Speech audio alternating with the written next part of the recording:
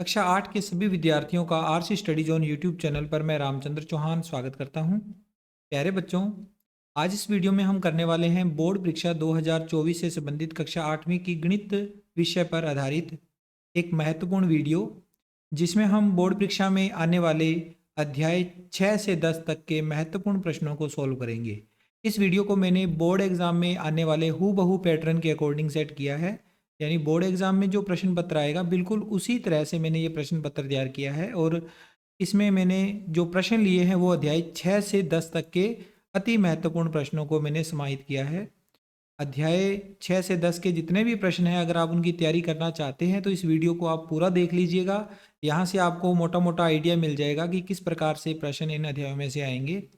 तो इस वीडियो को पूरा देखने के बाद इन प्रश्नों का एक बार आप सोल्यूशन जरूर अपनी कॉपी में अभ्यास के लिए करके देख लेना। उसके लिए पीडीएफ फाइल आपको इस वीडियो के डिस्क्रिप्शन बॉक्स में मिल जाएगी। आइए स्टार्ट कर लेते हैं। सबसे पहले बहुविकल्पिक प्रश्न, एक नंबर वाले प्रश्न है 1 से 8 तक के अबै सैदा वाले प्रश्न, वो देख लेते हैं। पहला ही प्रश्न है, संख्या 64 का घनमूल है। 64 का घनमूल, चार ऑप्शन दिए हुए हैं, 2, 4, 6 और 8। अब मैंने यहाँ पर चार ऑप्शन पे टिक किया है बै वाले पर, लेकिन इसको हल करने के लिए हमें पहले यहाँ पर लिखना पड़ेगा 64 के गुणनखंडों को। 64 के गुणनखंड आपको पता ही है कि हम अभाज्य गुणनखंड किस तरह से निकालते हैं।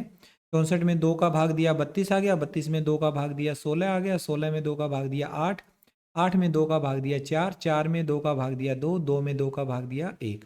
ये 64 के गुणनखंड हो गए। तो 2 कितनी बार आया? टोटल 6 बारी आ गया। 64 के हमें घनमूल निकालने हैं, तो घनमूल में हम तीन तीन संख्याओं के समूह बनाते होते हैं। तीन एक जैसी संख्याओं का एक समूह, तीन एक जैसी संख्याओं का दूसरा समूह। तो इस समूह में से एक 2 आ जाएगा, इस समूह में से भी एक 2 आ जाएगा। तो 2 और 2 का गुणा 4, 64 का घनमूल 4 आ गया। ओके, इस तरह से इस प्रश्न को करना था। अगर आपको 1 से 10 तक की संख्याओं के घन फल याद हैं तो आप आराम से बता सकते थे कि 64 का घनमूल 4 होता है। ठीक है। अब दूसरा प्रश्न है, निम्न में से कौन सी संख्या पूर्ण घन संख्या है? पूर्ण घन संख्या बतानी है। तो यहाँ पर इन चार ऑप्शन में से दिए हुए हैं 400, 4000, 800 और 8000। तो बच्चों ये सारी संख्याओं में देखो लास्ट वाले जो अंक हैं वो 00 लिखे हुए हैं। तो किसी भी पूर्ण संख्या का एक नियम होता है, अगर उसके अंतिम अंक 0 हैं तो अंतिम अंक में जो 3 जीरो होने चाहिए, जैसे यहाँ 2 जीरो है, यहाँ 2 जीरो है, तो ये तो पूर्ण घन हो ही नहीं सकते। इन दोनों में से एक उत्तर होना है। यहाँ तीन संख्याएं जीरो है, यहाँ पर भी तीन संख्याएं जीरो है। तो इनमें से भी आप देखो तीन संख्याएं जीरो है, तीन अंक जीरो है, बचा हुआ अंक क्या है? 4 है। तो यहाँ पर बचा हुआ अंक 4 है और यहाँ पर तीन अंक जीरो होने के बाद में जो बचा हुआ अंक है वो 8 है।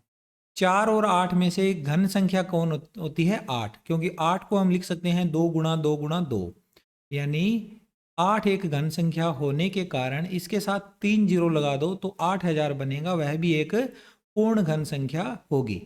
तो इस तरह से इसका आंसर ये आ गया। मैंने यहाँ नीचे लिख भी दिया, यहाँ 8000 पूर्ण घन है क्योंकि इसके अंत में 3 शून्य है तथा शून्य के अलावा बची संख्या 8 है जो पूर्ण घन संख्या है।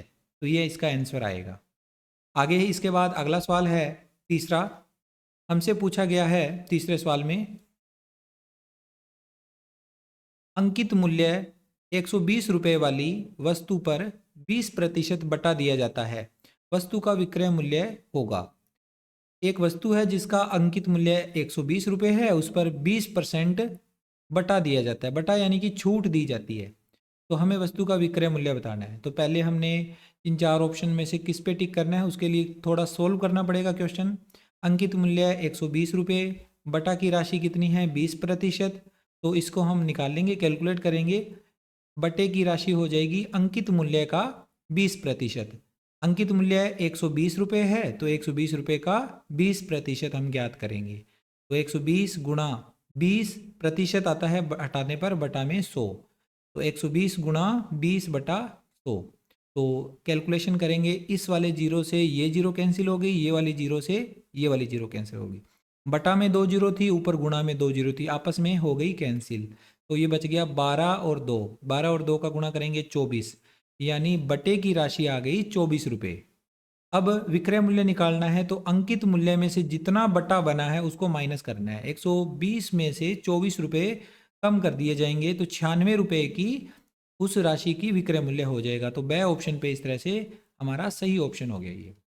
आगे बढ़ते हैं, इसके बाद अगला सवाल करेंगे। प्यारे बच्चों, अगर आपने वीडियो को अच्छे से देख रहे हैं, इसे पसंद आ रही है आपको वीडियो, तो इसे लाइक ज़रूर कर दीजिएगा और चैनल सब्सक्राइब नहीं कर रखा है तो चैनल को सब्सक्राइब कर लीजिएगा। बोर्ड एग्जाम से रिलेटेड आपको बहुत सारी वीडियो इस चैनल पर उपलब्ध हो जाएगी। आगे करते हैं, इसके बाद चौथा सवाल जिसमें पूछा गया है अनुपात 3:4, यहाँ लिखना था का प्रतिशत रूप होगा। 3:4 का प्रतिशत रूप, तो अलग अलग ऑप्शन दिए हुए हैं 34%, 43%, 70% या 75%। कौन से वाला सही होगा? तो यहाँ अनुपात लिखा मैंने 3:4। प्रतिशत में बदलना बहुत आसान है, जो भी अनुपात दिया हुआ है उसे बटा में लिख लो 3/4 और गुणा में लगा दो 100%।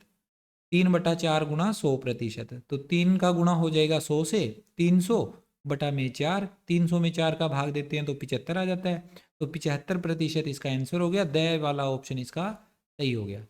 आगे चलते हैं, इसके बाद अगला सवाल, सवाल नंबर 5वां, जिसमें हमें दिया हुआ है 5वें सवाल में अ वाले क्वेश्चन में व्यंजक a² + b का प्रकार है। अलग अलग ऑप्शन है 4 इसमें, एक पदी व्यंजक, द्विपदी व्यंजक, त्रिपदी व्यंजक या बहुपदी व्यंजक।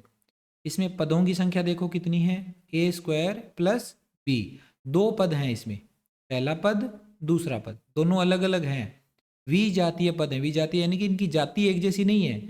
अगर मान लो यहाँ a² लिखा होगा और प्लस में आगे फिर a² या 3a² या 2a² ऐसा कुछ लिखा होता तो दोनों पद तो हो जाते सेम हो जाते, तो वो जुड़ जाते, लेकिन ये जुड़ नहीं सकते। a² अलग है, b² अलग है, दो अलग अलग पद हैं, इसलिए यह एक द्विपदी व्यंजक का एग्जाम्पल है। ठीक है, ब ऑप्शन पे टिक करना था। आगे इसके बाद छठा सवाल, छठे सवाल में हमें दे रखा है यदि एक घन की भुजा 3 सेमी है तो घन का आयतन होगा। 4 ऑप्शन है, 3 घन सेमी, 6 घन सेमी, 9 घन सेमी और 27 घन सेमी। इस सवाल को कैसे करना था? सबसे पहले घन की भुजा 3 सेंटीमीटर दे रखी है और घन का आयतन होता है भुजा गुणा भुजा गुणा भुजा। तो 3 सेंटीमीटर इसकी भुजा का माप है, तो 3 सेमी गुणा 3 सेमी गुणा 3 सेमी 3 बार लिख दिया। तो गुणा करेंगे 3 तिये 9, 9 तिये 27, 27 सेंटीमीटर क्यूब या सेमी क्यूब, ये आंसर है इसका। सेमी क्यूब को हम घन सेमी दर्शा सकते हैं, सेमी क्यूब लिख दीजिए, चाहे सेमी की पावर 3 लिख दो, चाहे लिख दो आप घन सेमी। तो 27 घन सेमी या 27 घन सेमी क्यूब दोनों ही आंसर हैं इसके। यहाँ हमें ऑप्शन में 27 घन सेमी लिखा हुआ दिख रहा है, तो हम इसको 27 घन सेमी वाले पे टिक कर देंगे। आगे इसके बाद अगला सवाल है इसका 7वां प्रश्न अ वाला। ये 8 प्रश्न आपके अ के आने हैं। ये प्रश्न बड़ा आसान सा प्रश्न है। 2 की पावर 0 का मान है, 2 की पावर 2 की घात 0 का मान। 4 ऑप्शन है 0, 1, 2 या 20। तो इनमें से देखिए आप 2 की घात 0, किसी भी संख्या की घात 0 आ जाने पर वह 1 बन जाता है। घातांक का एक नियम है कि संख्या a की घात अगर 0 है तो उसका उत्तर 1 होगा, तो इसलिए 2 की घात अगर 0 है तो इसका उत्तर भी 1 होगा। तो ब ऑप्शन इसका सही हो गया। ठीक है, आई होप आपको सारे प्रश्न अच्छे से समझ में आ रहे हैं। आगे चलते हैं, इसके बाद 8वां प्रश्न अ वाला। 8वें प्रश्न में हमें दिया हुआ है 3.4 गुणा 10 की पावर 5 का सामान्य रूप होगा। इसका सामान्य रूप बताना है। 4 अलग अलग ऑप्शन है। पहला ऑप्शन है 3,40,000, अगला ऑप्शन है 34 लाख, इससे अगला ऑप्शन है 0.0000034 और उससे अगला ऑप्शन है 0.0000034। अब कौन से वाला सही है, आप इसको सोल्व करके पता लगा सकते हो। देखो हमें संख्या दे रखी है 3.4 गुणा 10 की पावर 5। हम पॉइंट हटाएंगे तो बटा में 10 लगेगा, ये तो पता है हाँ आपको, क्योंकि पॉइंट के बाद में एक ही अंक है तो एक जीरो लगती है एक के साथ। गुणा में 10 की पावर 5 है तो गुणा में 10 की पावर 5 का मतलब 5 जीरो लग जाएगी एक के साथ। ठीक है, अब देखो पॉइंट हटाने पे बटा में 10 आया था और इन वाली जीरो में से एक जीरो इस नीचे वाली 10 वाली जीरो से काट देंगे।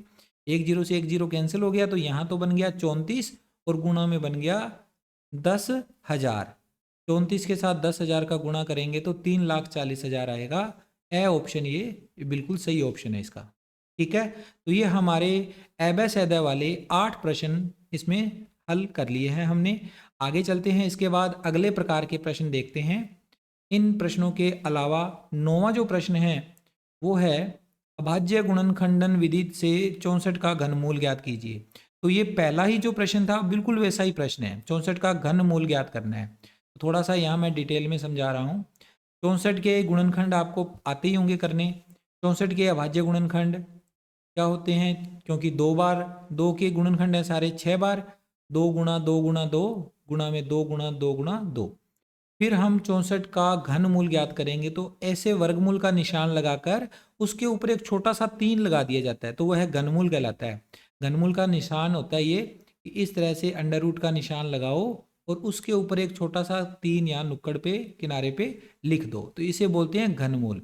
और अगर हम कोई निशान नहीं लगाएंगे तो इसे बोलते हैं वर्गमूल। यहाँ 3 लगने पर तो क्या हो जाता है, घनमूल। जैसे यहाँ ये घनमूल है और ये वर्गमूल का निशान है। ठीक है, अब यहाँ 3 लगाया है मैंने छोटा सा, ये ध्यान रखना, ये जरूर लगाना है घनमूल के लिए। इन सभी संख्याओं में से घनमूल है, इसलिए हम 3 एक जैसी संख्याओं के समूह बनाएंगे। 2 का पहला समूह और 2 का दूसरा समूह। इस पूरे समूह में से 1 2 वर्गमूल इस घनमूल वाले निशान से बाहर आ जाएगा और इस वाले 2 में से भी एक बाहर आ जाएगा 2, तो यानी कि सारे ही 2 बाहर आ गए एक तरह से। 2 गुणा 2 4 इसका आंसर आ गया। ठीक है, बिल्कुल आसान सा सवाल था ये, आपको इजीली समझ में आया होगा। आगे इसके बाद 10वां प्रश्न करते हैं। इसमें पूछा गया है 5 मीटर का 10 किलोमीटर के साथ अनुपात ज्ञात कीजिए। बहुत अच्छा प्रश्न है ये, अनुपात वाला सवाल अक्सर एग्जाम में आ जाता होता है, तो आपको इस प्रश्न को समझना है। 5 मीटर का 10 किमी यानी 10 किलोमीटर के साथ अनुपात निकालना है। तो अनुपात का निशान आपको पता ही होगा, ये बीच में 2 बिंदियां लगती है, इसे अनुपात का निशान बोलते हैं। 5 मीटर एक तरफ लिखा और दूसरी तरफ लिख लिया 10 किलोमीटर। अब इनकी इकाइयाँ एक जैसी नहीं है, यहाँ तो मीटर लिखा हुआ है, यहाँ किलोमीटर लिखा हुआ है। तो हम जल्दबाजी में इसको 5 को और 10 को काटेंगे नहीं। 5 और 10 तब तक नहीं कटेंगे, ये दोनों संख्याएं तब तक नहीं कटेगी जब तक कि इनकी इकाइयाँ एक जैसी न हो जाए। और पहली बार ये इकाइयाँ आपस में कैंसिल होएगी, इकाइयाँ एक दूसरे के साथ कैंसिल होकर गायब हो जाएगी। फिर ये सवाल आगे काटने वाला काम बाद में होगा। यहाँ मीटर है, यहाँ किलोमीटर है, तो ये कभी नहीं कटेगी। फिर हम इसमें देखो, ये तो मीटर ही है, किलोमीटर को हम मीटर में बदलेंगे। 10 के गुणा में किलोमीटर को हम 1000 मीटर लिख सकते हैं। 1 किलोमीटर में 1000 मीटर होते हैं, तो यहाँ किलोमीटर की जगह पर 1000 मीटर नोट कर दिया। अब इन दोनों का गुणा करेंगे तो ये 10,000 मीटर आ गया। अब दोनों में देखो, यहाँ पर भी मीटर है, यहाँ पर भी मीटर है। दोनों एक जैसी इकाइयाँ हो जाने के बाद मीटर और मीटर गायब हो जाएंगे, तो ये बच जाएगा 5:10,000। अब ये कटने के लिए तैयार है, संख्याओं को एक दूसरे से काट देंगे 5 के पहाड़े से। 5 के पहाड़े से काटेंगे 5 एकम 5, इधर काटेंगे 5 के पहाड़े से 5 दूनी 10, 2 और उसके आगे 3 जीरोएं शेष बच गई, तो 0 0 0 2 के साथ 3 जीरो लगा दी, तो ये अनुपात आ गया 1:2000। यानी 5 मीटर का 10 किलोमीटर के साथ अनुपात होगा 1:2000। ठीक है, ये सवाल नंबर 10 कंप्लीट हो गया हो। आप इसे चाहो तो स्क्रीनशॉट ले सकते हो या वीडियो को पॉज करके अपनी नोटबुक में नोट कर सकते हो। इससे आगे वाला सवाल इससे भी आसान सवाल है, बड़ा आसान सवाल है ये और इम्पोर्टेंट क्वेश्चन भी है ये। निम्न एक पदी व्यंजकों का गुणनफल कीजिए। हमें गुणनफल लिखना है इन संख्याओं का। तो इसमें 2 सवाल दे दिए, दोनों 1 1 नंबर के हैं। 4 का गुणा करना है 7p के साथ और -4p का गुणा करना है 7pq के साथ। तो पहला सवाल इसमें देखो, 4 और 7p का गुणनफल, 4 का गुणा 7p के साथ करेंगे। 7p के साथ जब 4 का गुणा करेंगे तो 7 और 4 का गुणा 7 चौके 28, 7 चौके 28 और साथ में लग जाएगा p, 28p आंसर आ गया। दूसरा इसमें है आगे -4p और 7pq का गुणा, -4p और 7pq का गुणनफल। तो एक तरफ लिखेंगे -4p और गुणा में लिख देंगे 7pq। तो जो काउंटिंग वाले नंबर होते हैं जैसे 4 और 7, इनका पहाड़ा पढ़ के हम गुणा कर सकते हैं, 4 7 28, लेकिन एक माइनस है तो माइनस आगे लगेगा क्योंकि माइनस किसी से कटा नहीं है। अब उसके बाद जो चर संख्याएं हैं जैसे p है, यहाँ पर भी p है, यहाँ q है, इनको देखना है। यहाँ p की घात कितनी है? 1। p के ऊपर पावर नहीं दिख रही है हमें, तो इसका मतलब p के ऊपर एक पावर है, इस p के ऊपर भी एक पावर है, और गुणा करते हैं तो पावरें जुड़ती है, तो एक पावर ये, एक पावर ये, तो पावर हो गई p की 2। p की पावर 2 और q अकेला है तो q इसके साथ में लग जाएगा, तो -28p² q इसका आंसर आ जाएगा। ठीक है, ये 11वां सवाल हमारा यहाँ पर कंप्लीट होता है। आगे बढ़ते हैं इसके बाद अगले सवाल की ओर। आप इसका स्क्रीनशॉट ले लीजिए अपनी कॉपी में इसको उतारने के लिए। आगे बढ़ते हैं इसके बाद अगला सवाल हमें दे रखा है संख्या 0.000000000942 का मानक रूप लिखिए। मानक रूप भी लिखा हुआ मिल सकता है आपको यहाँ पर, और ये भी लिखा हुआ मिल सकता है कि इसको वैज्ञानिक संकेतन में निरूपित कीजिए, वैज्ञानिक भाषा में लिखिए इसको। तो ये सामान्य भाषा में लिखा हुआ है, 0 दशमलव आगे कितने जीरो लगे हुए हैं? 1 2 3 4 5 6 7 8 9 10, 10 जीरो लगे हुए हैं पॉइंट के बाद में, और आगे 942 लिखा हुआ है। तो आप इस सवाल को कैसे करोगे? बड़ा आसान सा तरीका है। ये वाला जो पॉइंट है, ये पॉइंट कहाँ होना चाहिए? इधर से हम जब जीरो से आगे जाएंगे, इस तरफ जाएंगे आगे की तरफ, तो ये पहला अंक आ जाता है इसमें 9। 9 के जस्ट बाद ये पॉइंट होना चाहिए।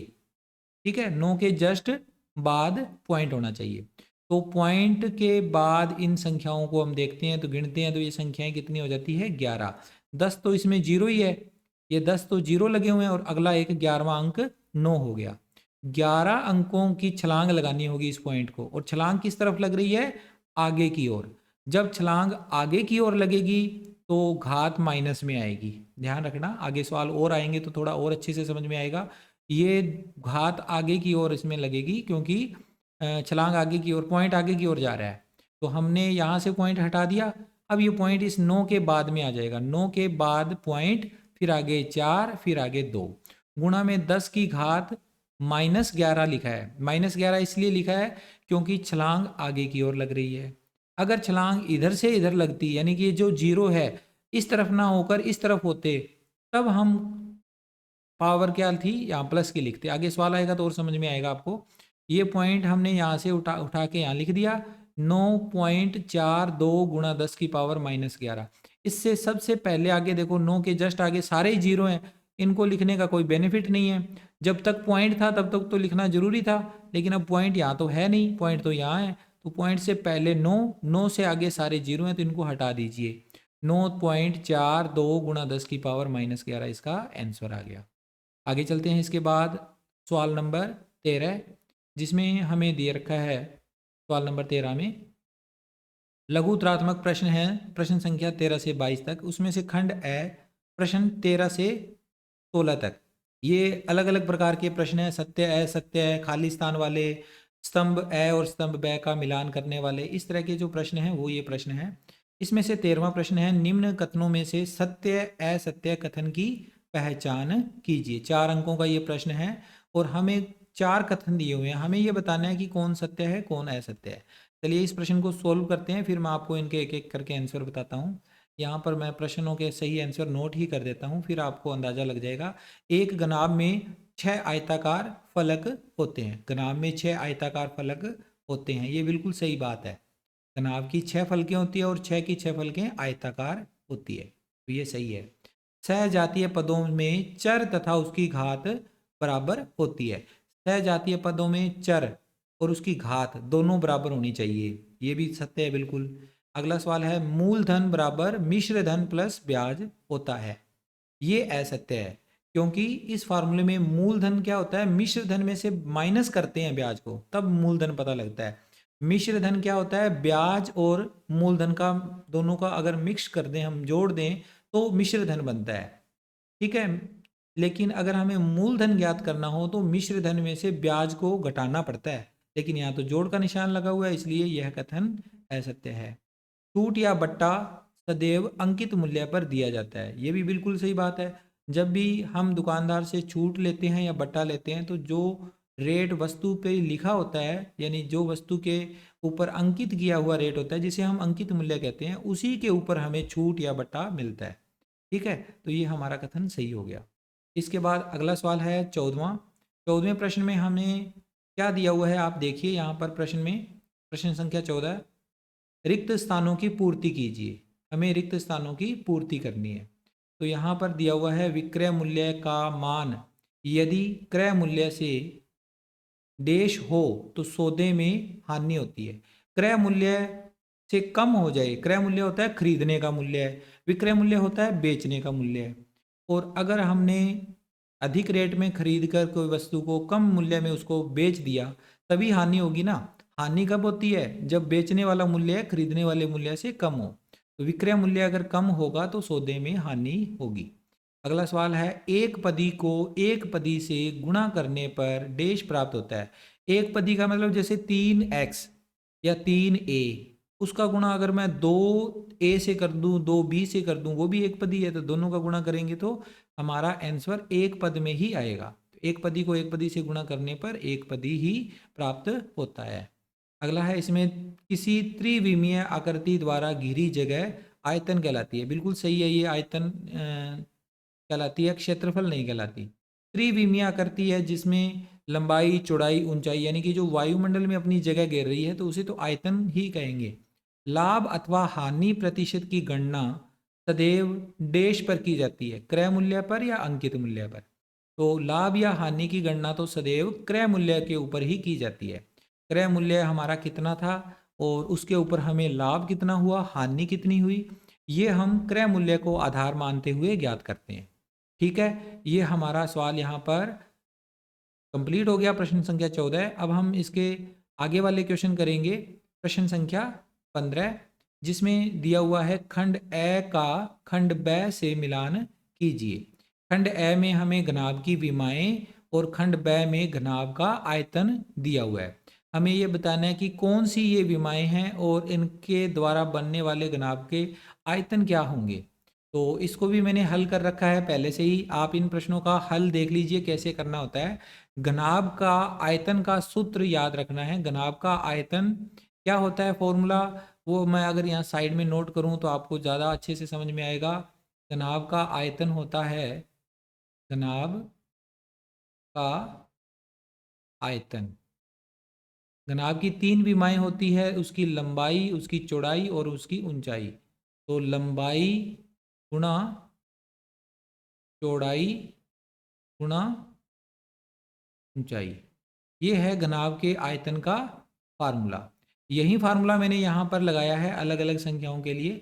सबसे पहले आप देखो, पहले सवाल में 5a 3a स्क्वायर और 7a, ये तीन यहाँ पर घनाभ की विमाएं हैं। 5a 3a स्क्वायर और 7a, तो इनका हम गुणा करेंगे, लंबाई चौड़ाई और ऊंचाई का गुणा करने पर 5 का 3 का 7 का, इन 5 और 3 और 7 का गुणा तो अलग होगा, और इनके जो आगे चर संख्याएं हैं a की पावर 2 और a, इनका अलग से गुणा होगा। तो a का 5 का 3 का 7 का गुणा करेंगे, 5 3 15, 15 7 105, और a कितने आए हुए हैं, यहाँ एक बार है, यहाँ दो बार है, यहाँ एक बार है, a की टोटल पावर हो गई 4। ऐसे ही घनाभ का आयतन दूसरे क्वेश्चन के लिए 2a गुणा 4a स्क्वायर गुणा 8a स्क्वायर, तो ये जब गुणा करेंगे तो गुणा करने पर 64a की पावर 6 आ गया। ऐसे ही सारों के आंसर हमने यहाँ निकाल रखे हैं। पहले का आंसर कितना आया, 105 a की पावर 4, तो इसको मिला देना है इस 105 a की पावर 4 से। दूसरे का आंसर आया है 64 a की पावर 6, 64 a की पावर ये रहा 6, तो इसको मिला देना है 64 a की पावर 6 से। तीसरे का आंसर आया है 6 a की पावर 3, तो इसके बिल्कुल सामने ही दिया हुआ है 6 a की पावर 3, तो अंतिम जो है उसका आंसर है 105 a की पावर 6, तो 105 a की पावर 6 इससे मिलान हो जाएगा। इस तरह से ये मिलान करने वाले सवाल थे, ज़्यादा मुश्किल नहीं है, आराम से आप बता सकते हो। घनाभ के आयतन का फार्मूला लगाकर गुणा करके आंसर आराम से निकल जाते हैं। ठीक है, आगे इसके बाद 16वां सवाल है, निम्न संख्याओं को मानक यानी वैज्ञानिक संकेतन रूप में व्यक्त कीजिए। ये मानक रूप में हमने संख्याओं को लिखना है। तो पहला सवाल देखो, यहाँ पर हमें 6 के साथ में क्या दिया हुआ है, 602 के साथ में 1 2 3 4 5 6 7 8 9 10 11 12 13 जीरो लगे हुए हैं आगे। ठीक है, तो हम इस सवाल को ऐसे लिख सकते हैं, 602 गुणा 10 की पावर 13, जीरो जब इधर हैं तो 10 की पावर 13 लिख देंगे। लेकिन हमारा पॉइंट यहाँ लगता होता है, तो 2 अंकों के यानी कि इस पहली संख्या के जस्ट बाद में लगता है। हमने पहले इस संख्या को इस रूप में लिखा, फिर हमने 602 लिख दिया यहाँ तक। आगे कितने जीरो हैं? 13 जीरो हैं, तो 10 की पावर 13 लिख दिया। अब हमारा आंसर तो ये एक तरह से हमें प्राप्त हो गया, लेकिन वैज्ञानिक संकेतन में क्या होता है कि जब भी कोई संख्या लिखी जाती है जिसमें ज़्यादा अंक है, जैसे यहाँ 3 अंक आ गए, 10 की पावर तो 13, 18, 12, 5, 7 कुछ भी हो जाए, उससे कोई फर्क नहीं पड़ता। लेकिन यहाँ जो संख्या है, अगर वह एक संख्या से एक अंक से ज़्यादा है, जैसे यहाँ 3 अंक है, तब एक नियम होता है कि इस संख्या का पहला अंक और उसके जस्ट बाद पॉइंट होना चाहिए। लेकिन यहाँ पर तो 3 अंक है और पॉइंट भी नहीं है, तो हम यहाँ पर पॉइंट लगाएंगे। पॉइंट लगाने के बाद आगे कितने अंक बच गए? 1, 2, तो गुणा में 10 की पावर 2 लिखेंगे। 2 अंक बचे हैं इसलिए 10 की पावर 2, अगर 3 बचते तो 10 की पावर 3 लिखते। ठीक है, अब 10 की पावर 2 और 10 की पावर 13, ये दोनों क्या है? प्लस वाली पावरें हैं, तो जुड़ जाएगी, ये 10 की पावर 15 हो जाएगी।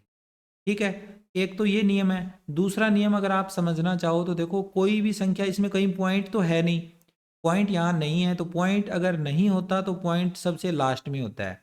यहाँ पॉइंट है अगर देखा जाए तो, ये वाला पॉइंट अब हमें यहाँ ना हो लेकर यहाँ लाना होता है। पहली संख्या यानी कि जो अशून्य संख्या है उस संख्या के जस्ट बाद पॉइंट होना चाहिए। तो ये पॉइंट यहाँ से कहाँ तक जाएगा? इस जगह तक, यहाँ आएगा ये पॉइंट।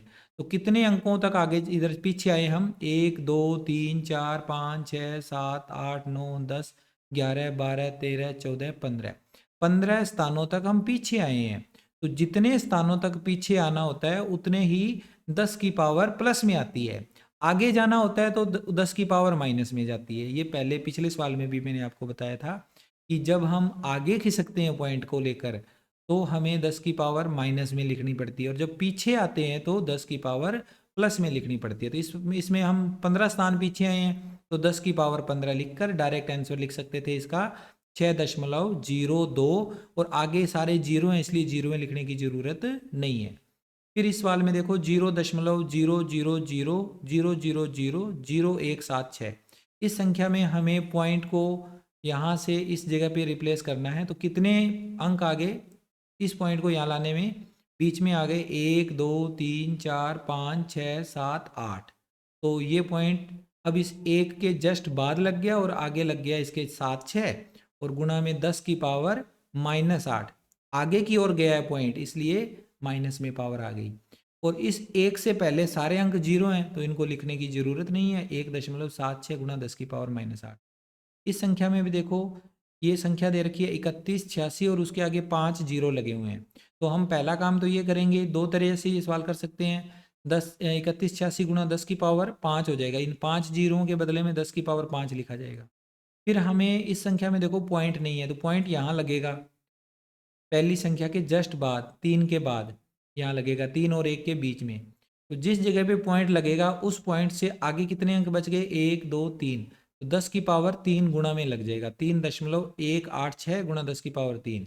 अब 10 की पावर 3 प्लस का, 10 की पावर 5 भी प्लस का, गुणा करने पे पावरें जुड़ जाती है, 3 और 5 8, तो 3.186 गुणा 10 की पावर 8 इसका आंसर आ गया। चलिए इसका अगला सवाल है हमारे पास 0.00000000008 तो अब आप इस क्वेश्चन में फिर से वही कंसेप्ट लगाओगे कि पॉइंट यहाँ ना होकर कहाँ होना चाहिए? इन जीरो के जस्ट बाद जो अंक आता है उसके बाद। तो ये पॉइंट यहाँ आएगा, तो कितने स्थानों की छलांग लगाई इसने? 1, 2, 3, 4, 5, 6, 7, 8, 9, 10, 11, 12, और ये पॉइंट आगे गया है या पीछे? तो ये पॉइंट आगे गया है न कि पीछे। तो आगे जाता है तो पावर लिखी जाती है माइनस में, 10 की पावर माइनस के 12, 12 स्थान आगे गया है तो 10 की पावर -12, और यहाँ पर पॉइंट यहाँ ना लगकर अब यहाँ लग जाएगा 8 के जस्ट बाद, 8.5 गुणा 10 की पावर -12। पॉइंट 8.5 के अंदर देखो आप, ये वाले सारे जीरो कोई काम के नहीं रहे अब, तो इनको यहाँ से गायब कर दीजिए। 8.5 गुणा 10 की पावर -12 इसका आंसर आ जाएगा। आई होप आपको ये सवाल अच्छे से समझ में आया है। सामान्य संख्याओं को मानक रूप में लिखने वाला ये क्वेश्चन बहुत इंपॉर्टेंट है, एग्जाम में अक्सर इसमें से प्रश्न आएगा। आगे चलते हैं, इसके बाद इसका खंड ब प्रश्न नंबर 17 से 22 तक के प्रश्न हैं और 4-4 नंबर के ये प्रश्न हैं। पहला प्रश्न इसमें से है 17वां, अभाज्य गुणनखंडन विधि द्वारा 13,824 का घनमूल ज्ञात कीजिए। अच्छा प्रश्न है, लेकिन थोड़ा कॉन्सेप्ट आपको पता होना चाहिए, अभाज्य गुणनखंड करने आने चाहिए। कोई भी मुश्किल प्रश्न नहीं है अगर अभाज्य गुणनखंड आते हैं तो। 13,824 में सबसे पहले हमने देखा इसका इकाई अंक 4 है। 4 है तो इसमें 2 का भाग तो जाएगा, 2 का भाग देंगे हम इसमें। सबसे पहले 1 में 2 का भाग नहीं जाता, 13 में 2 का भाग देंगे तो 6 पर जाएगा, 6 दूनी 12, 1 बच गया, 1 और 8 आगे चल के 18 बने, 18 में 2 का भाग दिया 9, फिर हम 2 में 2 का भाग देंगे 1 तक जाएगा और 4 में 2 का भाग देंगे 2 तक जाएगा, तो 6,912 आ गया। फिर से देखो इसका इकाई अंक 2 है तो हम फिर से 2 का भाग दे सकते हैं। 6 में 2 का भाग दिया 3, 9 में 2 का भाग दिया 4, 1 बच गया, 1 और 1 11, 11 में 2 का भाग दिया 5, 5 एक शेष बचा, 1 और 2 12, 12 में 2 का भाग दिया 6, 3,456।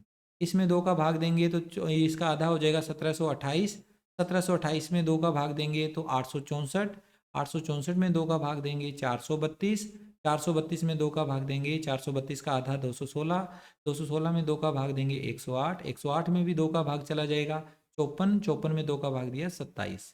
यहाँ तक 2 का भाग जाता रहा। अब 27 में नहीं जाएगा बच्चों, 27 में अंतिम अंक क्या आ गया, विषम संख्या आ गई। विषम संख्या जब अंतिम अंक होता है तो 2 का भाग तो नहीं जाता, और 2 से अगली जो संख्या होती है अभाज्य संख्या वो 3 होती है। तो 27 में आपको पता ही है 3 के पाड़े में 27 आता है तो 3 का भाग तो जाएगा इसमें, 3 का भाग देंगे 27 में तो 9 तिये 27, 9 में हम आगे 3 का भाग देंगे तो ये फिर से आ जाएगा 3 तिये 9, 3, 3 में 3 का भाग दिया 1। तो इस तरह से ये लंबा चौड़ा इसका अभाज्य गुणनखंड था। आपको आराम से इसको समझने की आवश्यकता है। वीडियो में अगर आपको समझ में नहीं आए तो एक बार वीडियो को दोबारा प्ले करके, वीडियो को पॉज करके आप खुद से अभ्यास करके इसको सीख लेना। अब इसके अभाज्य गुणनखंडों को हमने जैसे यहाँ पर हमारे आंसर आए हैं वैसे ही यहाँ नोट कर देने हैं। 2 कितनी बार आया है, 1 2 3 4 5 6 7 8 9, 2 आया है 9 बार, तो 3 ये हो गए, 3 ये 3 ये, तो 9 बार लिख दिया। 3 कितनी बार आया है, 1 2 3, तो 3 को भी 3 बार गुणा में लिख दिया। ये तो हैं 13,824 के अभाज्य गुणनखंड, लेकिन हमें 13,824 का घनमूल निकालना है। तो घनमूल में 3 संख्याओं में, एक जैसी संख्याओं में से एक संख्या लेनी पड़ती है। ये 2 2 2 3 बार है तो यहाँ से एक 2 आ गया, इन 3 बार 2 में से एक 2 यहाँ आ गया, और इन 3 बार 2 में से एक 2 यहाँ आ गया, इन 3 बार 3 में से एक 3 यहाँ आ गया। इनका गुणा करेंगे, 2 दूनी 4, 4 दूनी 8, 8 तिये 24, तो 13,824 का घनमूल 24 होगा। ठीक है, ये इसका आंसर आ गया, नोट कर लीजिए इसे। आगे बढ़ते हैं इसके बाद 18वें प्रश्न पर। 18वां प्रश्न हमें दिया हुआ है, एक शहर की वर्तमान जनसंख्या 12 लाख है। यदि जनसंख्या में वृद्धि की दर 4% वार्षिक है तो शहर 3 वर्ष पश्चात शहर की जनसंख्या याद कीजिए। 3 वर्ष बाद की जनसंख्या बतानी है, तो थोड़ा सा टिपिकल सा क्वेश्चन है और कैलकुलेशन इसमें थोड़ी सी ज़्यादा है।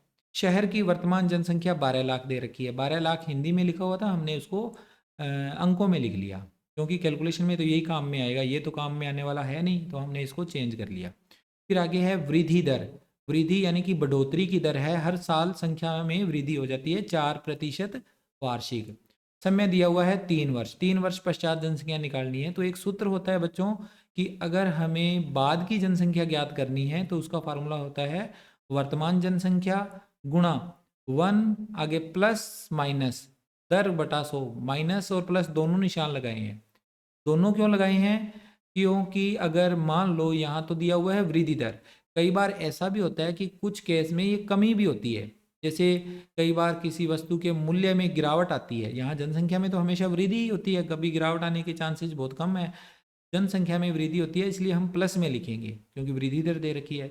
लेकिन कई बार किसी चीज़ की जो वैल्यू होती है वो लगातार समय के साथ साथ कम होती जाती है, तो वहाँ पर कमी, यहाँ पर लिखा होगा कीमत में कमी की दर या कीमत में ह्रास की दर, तो उस समय हमें ये प्लस वाला निशान न लगाकर माइनस वाला निशान लगाना होता है। इसलिए सूत्र के अंदर तो हमें दोनों ही लिखने पड़ेंगे। अब हम हमारे अकॉर्डिंग इसमें क्योंकि वृद्धि हो रही है तो प्लस का निशान ले लेंगे, कमी हो रही होती तो माइनस का लेते। तो ये फॉर्मूला है वर्तमान जनसंख्या गुणा 1 प्लस माइनस दर बटा 100 पावर समय। इसमें हमें बाद की जनसंख्या निकालनी है, 3 वर्ष बाद की। वर्तमान जनसंख्या इसकी 12 लाख है, गुणा में 1 प्लस दर का मान है 4 और बटा में 100 और पावर इस पूरे की 3। 1 प्लस 4/100 करेंगे तो लघुत्तम लेने के बाद में ये सारा हल होकर 104/100 बन जाएगा और इस पूरे की पावर 3 हो जाएगी।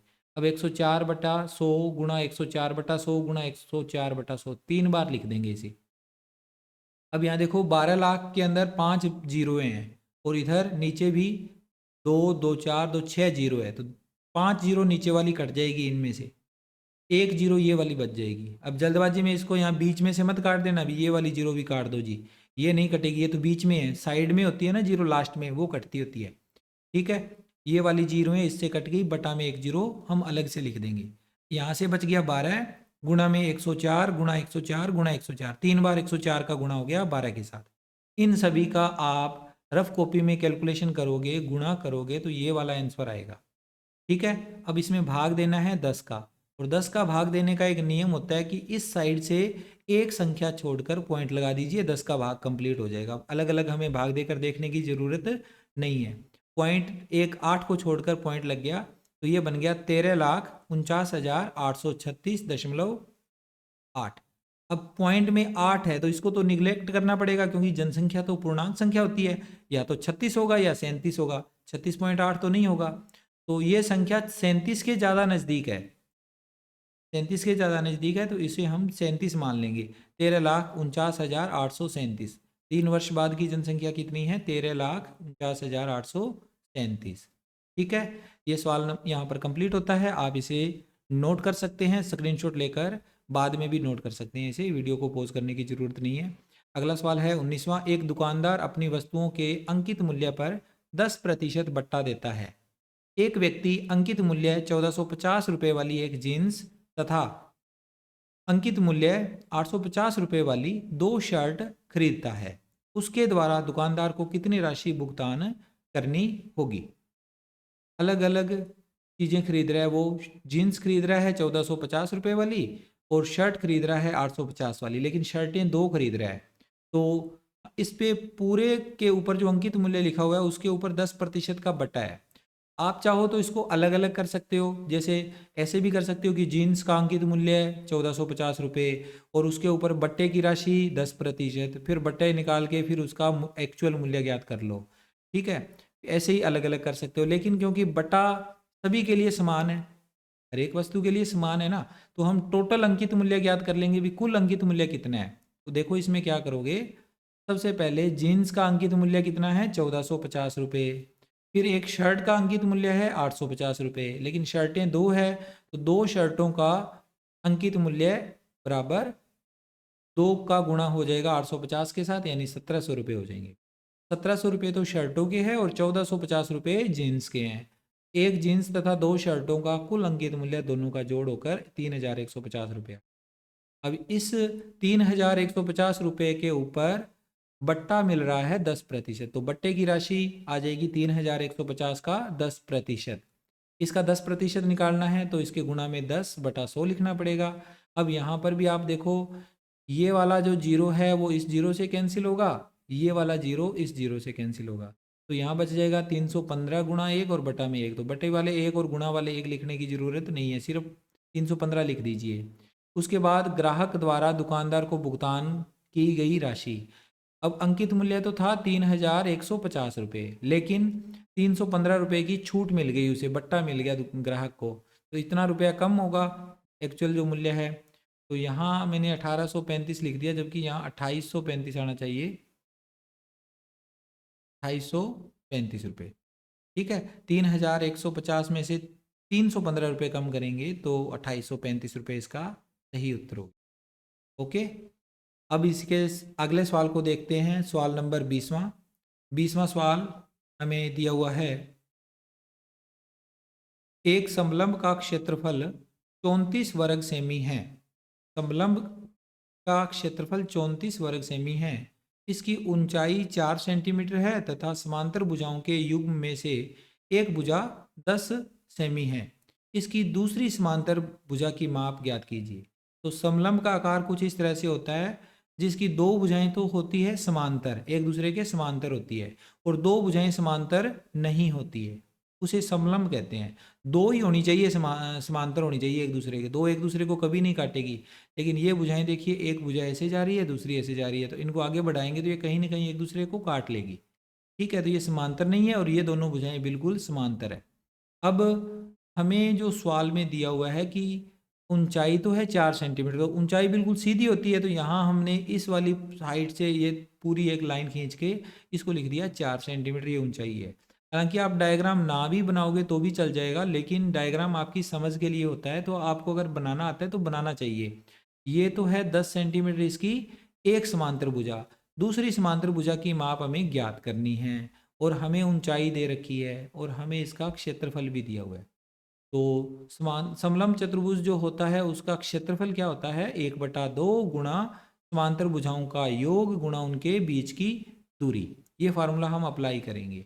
1/2 गुणा समांतर भुजाओं का योग, हमने एक भुजा को तो 10 लिखा यहाँ पर क्योंकि 10 दिया हुआ था, और दूसरी भुजा की जगह पर x लिख दिया, ये क्योंकि हमें ज्ञात नहीं है इसलिए हमने x लिख दिया।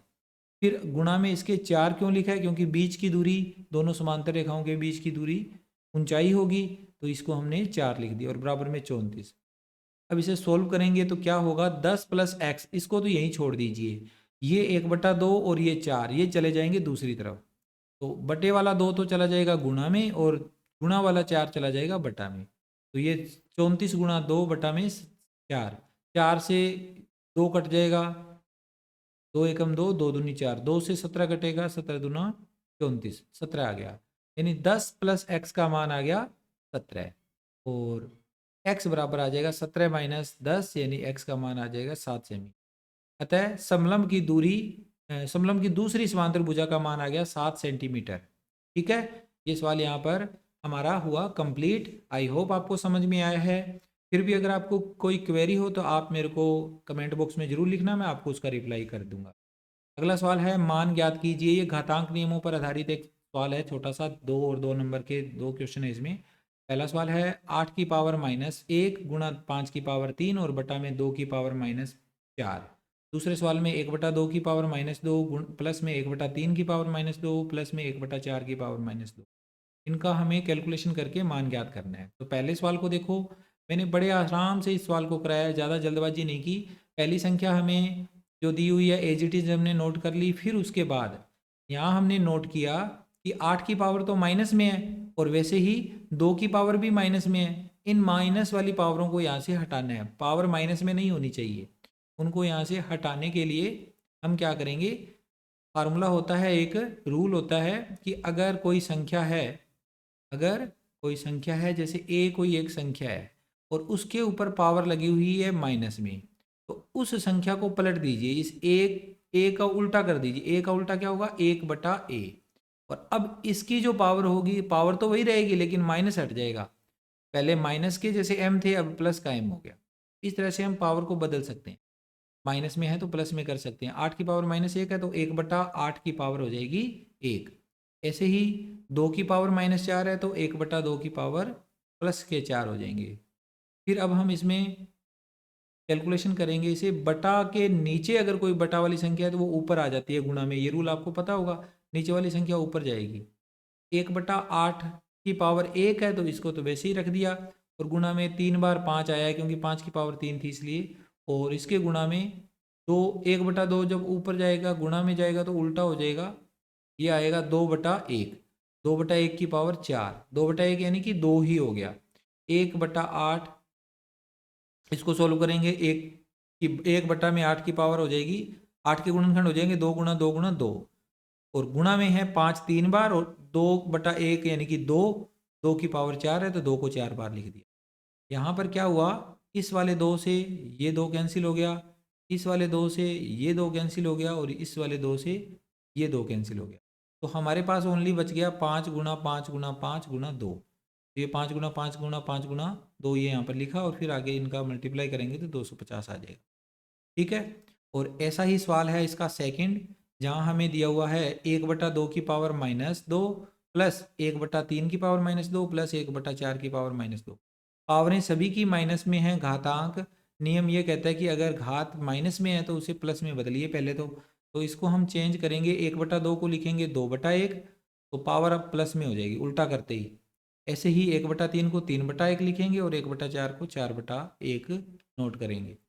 अब 2/1 यानी कि 2 होता है और 2 की पावर 2 करेंगे तो 4, 3/1 यानी 3, 3 की पावर 2, 3 3 9, और प्लस में आगे 4 की पावर 2 4, यानी कि 4 की पावर 2 करेंगे तो 16 आ जाएगा। फिर अब हम इनका जोड़ कर देंगे, जोड़ है बीच में तो 4 और 9 13, 13 और 16 29, तो ये आ गया 29 आंसर। ठीक है, आगे बढ़ते हैं। इसके बाद सवाल नंबर 22वां।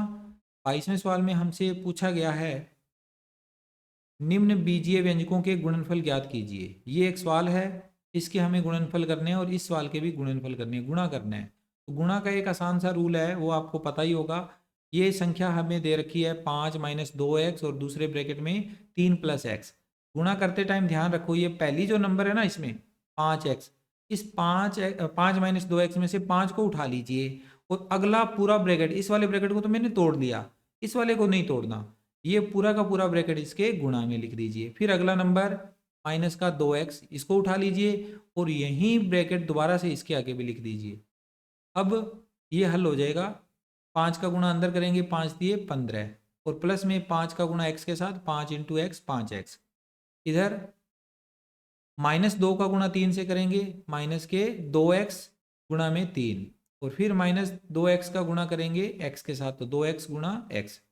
सोल्व करेंगे आगे, 15 5 दिए 15, और प्लस में 5 और x का गुणा 5x, और माइनस में 2x का 3 से गुणा 6x होगा, और इनका गुणा करेंगे तो माइनस के 2x²। फिर ये देखो, ये 15 तो एज इट इज आ गया, और ये दोनों पद हैं सजातीय पद, दोनों की घात एक एक है और x लिखा हुआ है साथ में, चर भी x है, तो प्लस के 5x में से माइनस के 6x करेंगे तो माइनस का 1x बच जाएगा, और माइनस का 2x² तो लास्ट में है ही। ये हमारा इसका आंसर होगा। अगले सवाल में इसका सेकंड क्वेश्चन देखो, x + 7y गुणा करना है 7x + y के साथ। इस वाले ब्रैकेट को हिलाएंगे हम, इसका पहला जो x है, इस x के गुणा में बाद वाला पूरा ब्रैकेट लिख दिया, 7x + y लिख दिया। फिर अगली बारी में प्लस का 7y, ये वाला जो प्लस का 7y है, इसके साथ अगला पूरा ब्रैकेट और नोट कर दिया दोबारा से।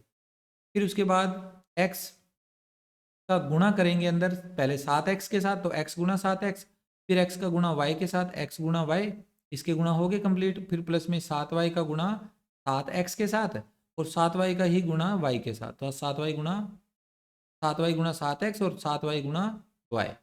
इनका गुणा करेंगे 7x और x का गुणा x² प्लस xy का गुणा xy प्लस 7 का गुणा 7 से, और y और x का गुणा xy।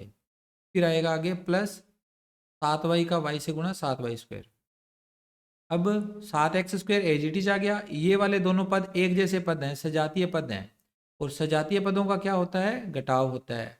तो हम इसका घटाव करेंगे, घटाव करेंगे तो हमारे पास, सॉरी, सजातीय पदों का जोड़ और घटाव दोनों होते हैं। जोड़ कर देंगे xy और प्लस का 1xy और प्लस के 49xy प्लस के 50xy हो जाएंगे, और प्लस में आगे 7y² तो है ही। ये इसका आंसर हो जाएगा।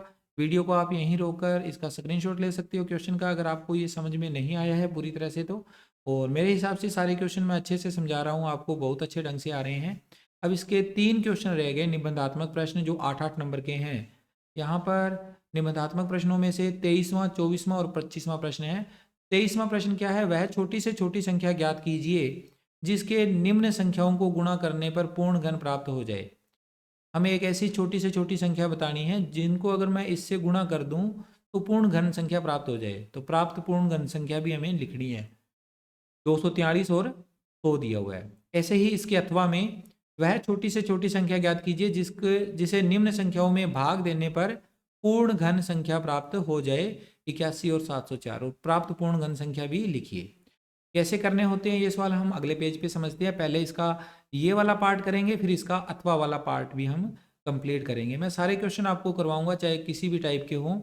23वां प्रश्न है, वह छोटी से छोटी संख्या ज्ञात कीजिए जिससे निम्न संख्याओं को गुणा करने पर पूर्ण घन संख्या प्राप्त हो जाए। 243 और 100, तो पहले हम 243 के गुणनखंड करेंगे। 243 में डायरेक्ट 3 का ही भाग जाता है शुरू में, 2 का नहीं जाता। 3 का भाग देंगे 81, 81 में भी 3 का भाग देंगे तो 27 आएगा, 27 में 3 का भाग देंगे तो 9 आएगा, 9 में 3 का भाग दिया 3, 3 में 3 का भाग दिया 1। तो अगर हम इन संख्याओं के गुणनखंड लिखें 243 के अभाज्य गुणनखंड, तो हमें मिलेंगे 3 गुणा 3 गुणा 3 गुणा 3 गुणा 3। तो आप इसमें देखिए, एक तो तीन संख्याओं, एक जैसी संख्याओं का एक तो समूह बन गया, लेकिन दूसरा समूह अभी बनना बाकी है। दो ही 3 के गुणनखंड है, एक कम पड़ रहा है यहाँ पर। 3 गुणा एक और 3 होना चाहिए था, ताकि ये भी पूरा हो जाता। पूर्ण घन संख्या में प्रत्येक जो समूह होता है उसके अंदर 3 गुणनखंड होने चाहिए एक जैसे। तो इसमें तो है 3, लेकिन इसमें नहीं है, तो एक 3 और चाहिए। यानी कि अगर इसको 3 से गुणा कर दें तो यह पूर्ण घन संख्या प्राप्त हो जाएगी। तो नीचे लिखा मैंने यहाँ पर, स्पष्ट है कि पूर्ण घन बनाने के लिए 3 का एक गुणनखंड कम पड़ रहा है, अतः पूर्ण घन बनाने के लिए 243 को 3 से गुणा करना होगा। और प्राप्त पूर्ण घन संख्या क्या हो जाएगी, 243 को 3 से गुणा कर दीजिए, जो आंसर आएगा वो हमारा इसमें सोल्यूशन हो जाएगा 729। ठीक है। इसके बाद अगला सवाल है इसका सेकंड, जिसमें संख्या दे रखी है 100। तो हम इस 100 के भी गुणनखंड करेंगे जैसे अभी किए हैं, और बिल्कुल इसी तरह से हम आगे इस सवाल को बढ़ाएंगे। 100 के अभाज्य गुणनखंड करके देखोगे, 100 में 2 का भाग दिया 50, 50 में 2 का भाग दिया 25, 25 में 5 का भाग दिया 5, 5 में 5 का भाग दिया 1। ये इसके गुणनखंड हो गए, 2 गुणा 2 गुणा 5 गुणा 5। अब यहाँ पर देखो, ना तो 2 का समूह बन रहा 3 का एक जैसे, मतलब 3 एक जैसी संख्याओं का, ना 5 का समूह बन रहा, किसी के भी नहीं बन रहे। एक 2 कम है, एक 5 कम है। 3 एक जैसे नंबर लाने के लिए एक 2 चाहिए और एक 5 चाहिए। तो लिखेंगे, स्पष्ट है कि पूर्ण घन बनाने के लिए 2 व 5 का एक एक गुणनखंड कम पड़ रहा है, अतः पूर्ण घन बनाने के लिए क्या करना पड़ेगा, 100 को 2 से और 5 से गुणा करना पड़ेगा। तो 2 से और 5 से गुणा करने का मतलब 2 इंटू 5 अर्थात 10 से गुणा करना होगा। और जब 10 से गुणा करेंगे या 2 और 5 से गुणा करेंगे तो हमारे पास पूर्ण घन आ जाएगा 100 गुणा 2 गुणा 5। 100 का गुणा करेंगे 5 दूनी 10 के साथ, 10 का 100 से गुणा 1000 होता है। ठीक है, ये इस सवाल का आंसर हो। अब इसके अथवा में भी एक सवाल था, वो भी देख लेते हैं कि क्या था सवाल। अथवा में जो सवाल दिया हुआ था उसमें हमसे पूछा गया था, वह छोटी से छोटी संख्या ज्ञात कीजिए जिसे निम्न संख्याओं में भाग देने पर पूर्ण घन संख्या प्राप्त हो जाए। पहले वाले में क्या था, गुणनफल बताना था, गुणा करना था।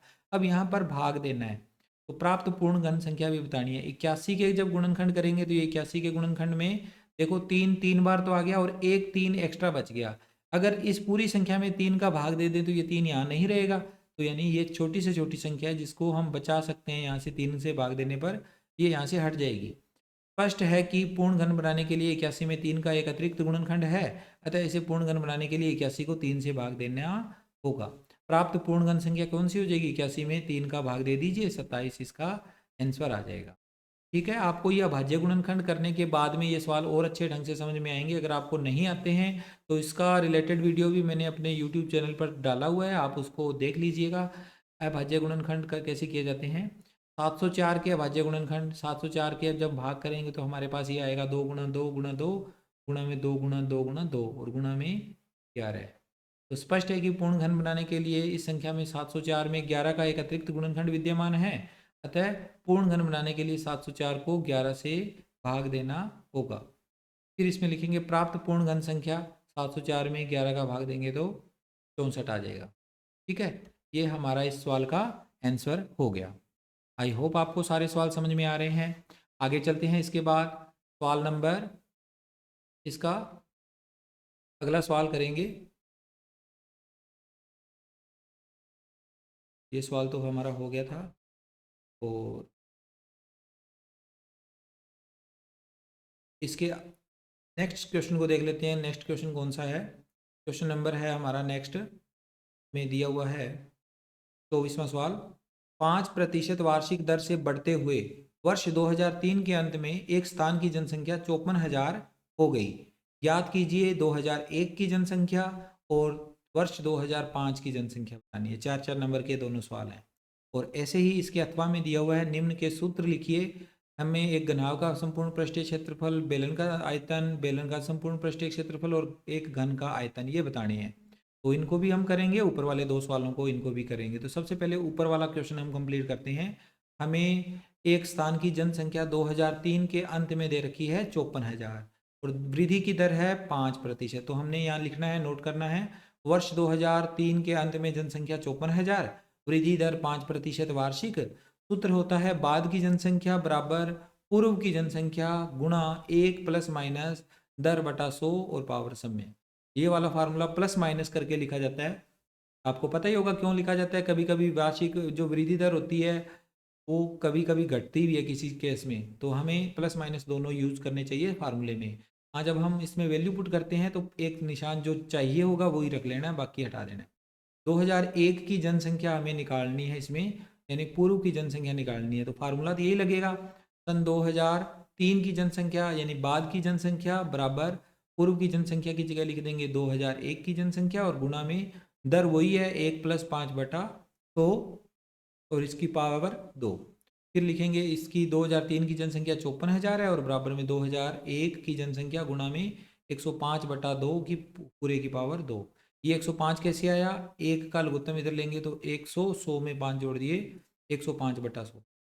ठीक है, अब ये 105/100 जब इधर आएगा तो 100/105 हो जाएगा, उल्टा हो जाएगा ये, तो ऊपर चला गया 105 नीचे आ गया। अब इसे सोल्व करनी है और हमें हमारी जनसंख्या मिल जाएगी। तो हम इसे थोड़ा सा आगे सोल्व करके लिखते हैं, थोड़ा बहुत जितना हमारे से संभव होता है। कैलकुलेशन इसकी टफ है थोड़ी सी, ये ध्यान रखना होगा। 54,000 के गुणा में हमने 100/105 गुणा 100/105 दो बार लिख लिया क्योंकि पावर 2 ही थी। तो 100 और 105 20 के पाड़े से कटेंगे 20, सॉरी 5 के पाड़े से कटेंगे 20 5 100, 21 5 105, 20 5 100, 21 5 105। तो ये आ जाएगा 54,000 गुणा 20 और बटा में 21 गुणा 21। पूरे की कैलकुलेशन जब हम करेंगे कंप्लीट तो हमारे पास आ जाएगा 48,979.59। अब 5 9 हमारा पॉइंटों में है तो इसका मतलब ये हमारी संख्या जनसंख्या हमें एग्रीगेट लिखनी होगी पूर्णांक के रूप में। तो 7 9 के बाद में पॉइंट में जो संख्या लिखी हुई है उसको अगले पॉइंट में ले जाएंगे क्योंकि 0.5 से बड़ी संख्या है, तो ये हो जाएगा 48,980, 79 की जगह 80 हो जाएगा। और ऐसा ही आगे सवाल इसमें पूछा गया है, वर्ष 2005 की जनसंख्या बराबर वर्ष 2003 की जनसंख्या गुणा 1 प्लस दर का मान 5, 5/100 पावर 2। 2005 और 3 के बीच में 2 साल का गैप है तो 2 ही लिखने समय। वर्ष 2005 की जनसंख्या 54,000, 2003 की जनसंख्या और गुणा में 1 + 5/100 करेंगे तो 105/100 और पावर 2 है तो 2 बार लिख दिया जाएगा। अब यहाँ पर 3 बार जीरो लगी हुई है तो हमें यहाँ से कोई 3 जीरो काटनी है, तो 2 जीरो ये और 1 जीरो ये कट गई। 10 को काटेंगे हम इस 21 के साथ, 2 पंजे 10, 21 पंजे 105। अब इस 2 को काट दिया यहाँ पे 27 से, 54 कट गया 27 पर, तो हमें मिल जाएगा 27 गुणा 105 गुणा 21। ये सारी संख्याएं हमें गुणा करने पे हमें हमारे 2005 के वर्ष की जनसंख्या आ जाएगी 59,535। ठीक है, ये सवाल यहाँ पर हमारा कंप्लीट होता है। इसके बाद इसका अथवा वाला जो प्रश्न था वो भी हम देख लेते हैं। अथवा में हमें क्या दिया हुआ था, अथवा में हमें दिया हुआ था एक घनाभ का संपूर्ण पृष्ठीय क्षेत्रफल। तो घनाभ का संपूर्ण पृष्ठीय क्षेत्रफल होता है 2 गुणा लंबाई गुणा चौड़ाई प्लस चौड़ाई गुणा ऊंचाई प्लस ऊंचाई गुणा लंबाई। ये फॉर्मूला हमने याद करना है। ठीक है, अगर आपको याद नहीं होता है फार्मूला तो आपको मैं बता देता हूँ, 2 गुणा और इसको थोड़ा एक कहावत है उसके हिसाब से आपने नोट करना है। कहावत क्या है, लालचंद चौधरी, एल और एल का मतलब लालचंद और चौ का मतलब चौधरी। लालचंद चौधरी चोखो ऊंट उधार लियायो। लालचंद चौधरी चोखो ऊंट उधार लियायो। ये अपने एक वर्डिंग याद रख लेना, लालचंद चौधरी चोखो ऊंट उधार लियायो और गुणा में तो 2 है ही। ये संपूर्ण पृष्ठीय क्षेत्रफल घनाभ का याद करने का फार्मूला है। बेलन का आयतन πr² होता ही है और बेलन का संपूर्ण पृष्ठीय क्षेत्रफल होता है 2πr ब्रैकेट में h+r। घन का आयतन भुजा की पावर 3 या भुजा गुणा भुजा ऐसे भी लिख सकते। तो ये क्वेश्चन आराम से आप बता सकते थे क्योंकि सूत्र ही लिखने थे ओनली। तो 8 नंबर का ये सवाल, 2 2 नंबर के फार्मूले, बड़ा इजी सा क्वेश्चन था। अब इसके बाद आगे है, इसके बाद अंतिम प्रश्न देखिए 25वां, निम्न बीजीय व्यंजकों का योगफल ज्ञात कीजिए। और दूसरा प्रश्न इसमें दे रखा है सरल कीजिए। दोनों ही प्रश्नों को हम बारी बारी से देख लेते हैं। पहले हम इसका बीजीय व्यंजकों के योगफल को ज्ञात करने वाला जो हमारे पास 4 क्वेश्चन है उनको सोल्व करेंगे। इसका पहला सवाल है AB - BC, BC - CA, CA - AB। इसमें से हम लिखेंगे A B minus B C, सवाल को नोट कर लिया। फिर हमें बीच में जहाँ कोमा लगे हुए हैं वहाँ पर प्लस का निशान लगा देना, क्योंकि हम योग करना चाहते हैं इनको, तो बीच बीच में हमने जहाँ कोमा थे वहाँ प्लस लगा दिए। फिर अब आप इसको लिखने के बाद अब देखोगे कि ए बी एक तो ये रहा, दूसरा ए बी ये रहा, दोनों को एक साथ ले ले आओ, ब्रैकेट में लिख दो ए बी प्लस का, ये वाला ए बी माइनस का। फिर उसके बाद बी सी देखो, बी सी एक ये है, इधर देख लीजिए, ये बी सी है, ये भी बी सी है। एक प्लस की वैल्यू है बी सी की और दूसरी माइनस की है, तो इनको भी ब्रैकेट में लिखोगे, प्लस वाला पहले, बाद में माइनस वाला। और सी ए वाला मान देखो, सी ए एक ये मान है और एक ये मान है, तो सी ए के भी दो मान हो गया, एक प्लस का दूसरा माइनस का। सी ए प्लस का पहले और सी ए माइनस का बाद में, ब्रैकेट में इसको भी लिख लो। ये दोनों वैल्यू हमारे पास कैसी हैं, ए बी प्लस का और माइनस का दोनों एक दूसरे से घटेगी तो जीरो आ जाएगा।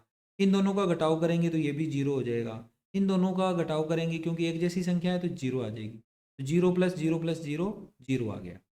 ठीक है, अब इसका सेकंड क्वेश्चन देख लेते हैं। दूसरे क्वेश्चन में हमें जो क्वेश्चन दिया हुआ है, दो ही पद दे रखे हैं, इन दोनों पदों का योग करना है, बीच में एक ही जगह कॉमा है, तो ये भी आसान सा क्वेश्चन है। 2p² minus 3pq plus 4, 5 plus 7pq minus 3p²q²। तो पहले हमने ये वाली संख्या और ये वाली संख्या दोनों नोट कर दी, बीच में कोमा लगा हुआ है। अगले स्टेप में कोमा हटा दिया और लगा दिया उसकी जगह प्लस, क्योंकि योगफल ज्ञात करना है। अब एक जैसी संख्याओं को एक साथ लिखना है, तो ये वाली संख्या देखो 2p²q², इसके जैसी संख्या ये है, तो इनको एक साथ लिख दिया ब्रैकेट में। सहजातीय पद बोलते हैं इनको, एक जैसे पद दिखने में होते हैं उनको सहजातीय पद बोलते हैं। 2p²q² माइनस 3p²q², और प्लस में माइनस के 3pq और 7pq है प्लस के, तो ये दोनों एक जैसे पद हैं तो इनको हम इकट्ठा लिखेंगे, 7pq प्लस के और माइनस के 3pq, और प्लस में 4 और 5 ये भी सजातीय पद हैं, इनको एक साथ लिखना है। इन दोनों की कैलकुलेशन में देखो, दो तो हैं p² प्लस के p²q² और माइनस के हैं 3p²q², तो माइनस का एक p²q² बच जाएगा। प्लस में यहाँ पर आगे देखो 7pq माइनस से माइनस हो जाएगा 3pq, तो 4pq बचा, और प्लस में 4 और 5 9, तो ये इसका आंसर आ गया। इसका चौथा और अंतिम है, शायद इसका एक सवाल रह गया करना, तीसरा सवाल देख लेते हैं दोबारा से। तीसरा सवाल हमने शायद छोड़ दिया किसी कारण से, तो ये आपके लिए गृह कार्य है, आप इसका आंसर मुझे कमेंट करोगे कि इसका आंसर क्या आएगा। आपको अगर नहीं आता है तो आप मुझे फिर भी कमेंट कर सकते हो, मैं आपको इसको एक अलग से सोल्यूशन डाल दूंगा अगर आपको नहीं आता है तो। तीसरा क्वेश्चन इजी है बिल्कुल।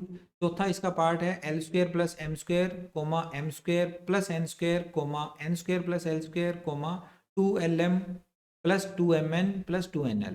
तो पूरा सवाल पहली लाइन में हमने नोट किया है, दूसरी लाइन में हमने जहाँ जहाँ कोमा लगे हुए थे वहाँ वहाँ प्लस लगाकर पूरे सवाल को योगफल के रूप में लिख लिया। अब यहाँ देखो ये l² एक साथ लिखेंगे, l² ये और l² ये दोनों एक साथ आ गए। m² भी दो बार आया हुआ है, m² और m² इनको भी एक साथ लिख लिया।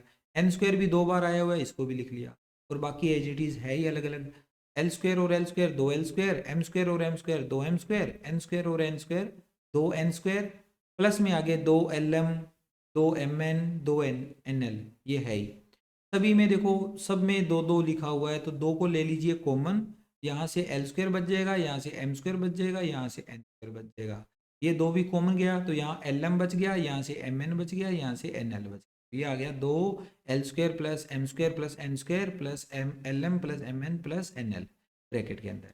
ठीक है, ये हमारा इस क्वेश्चन का सोल्यूशन हो गया, योगफल हो गया।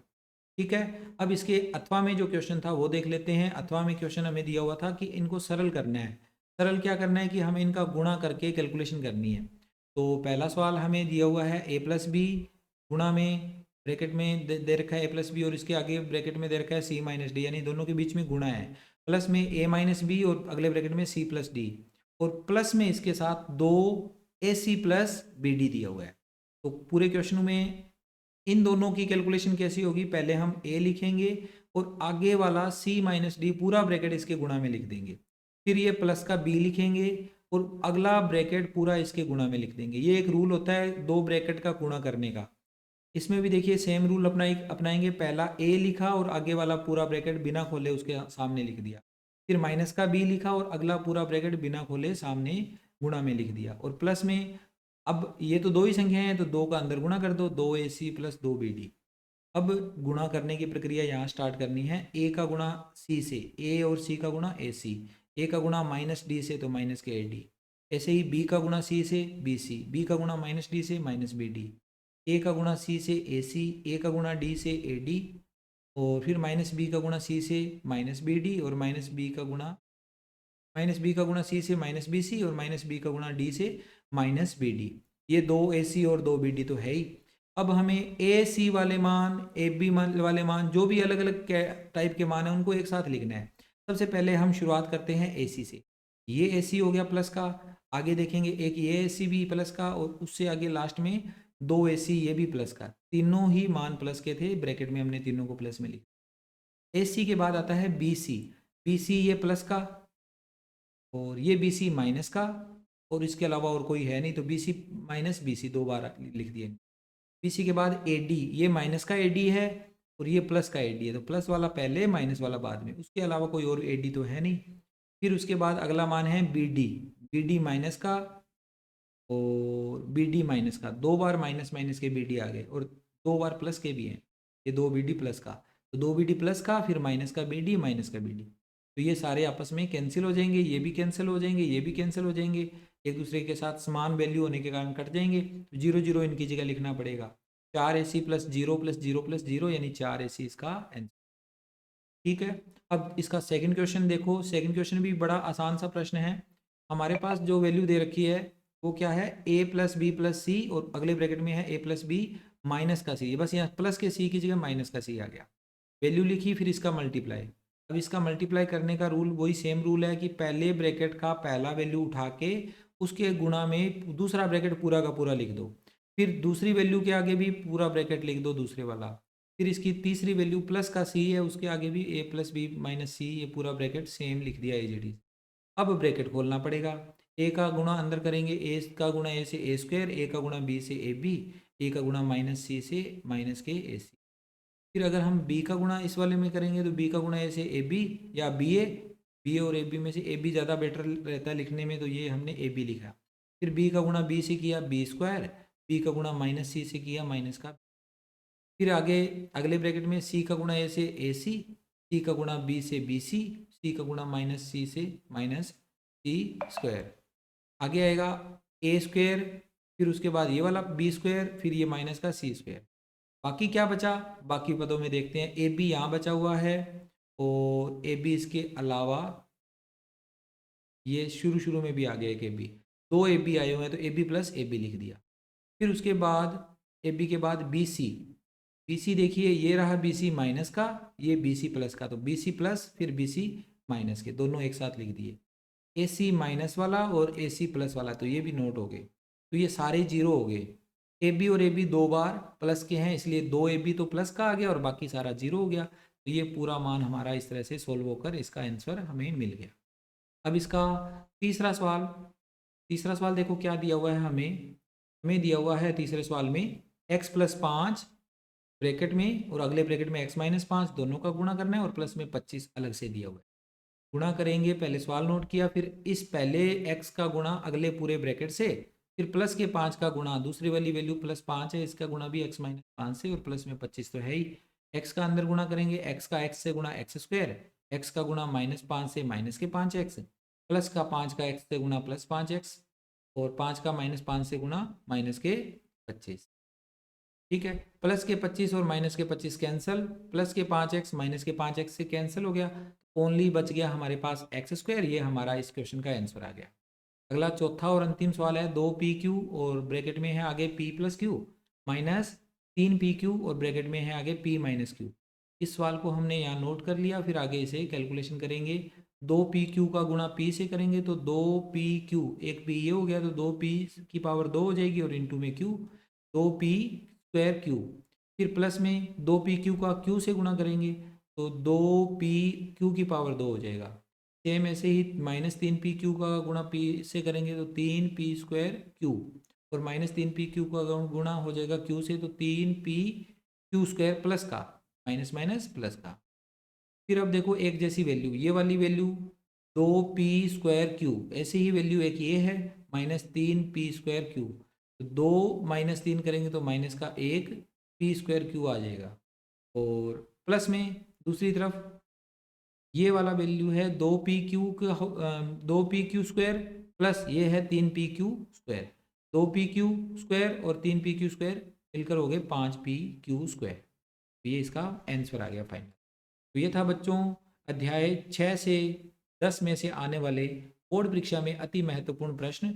आई होप आपको सारे प्रश्न अच्छे से समझ में आए हैं, और मेरा ये मानना है कि अगर आप ये पूरा वीडियो देखे हैं तो यहाँ से आपको बहुत ज़्यादा बेनिफिट मिलने वाला है बोर्ड एग्जाम में। मैं मिलता हूँ आपसे नेक्स्ट वीडियो में। Take care, bye bye.